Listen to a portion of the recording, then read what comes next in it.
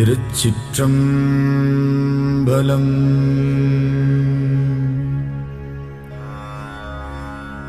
தொல்லை இரும்பிறவிச் சூழும் தளை நீக்கி அல்லலறுத்து ஆனந்தமாக்கியதே எல்லை மறுவா நெறிகளிக்கும் வாதவூர்யம் கோன் திருவாசகம் என்னும் தேன்.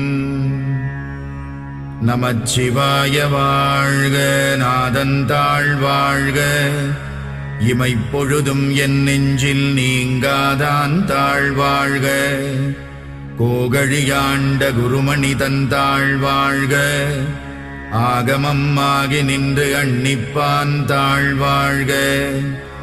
ஏகன் அநேகன் இறைவனடி வாழ்க,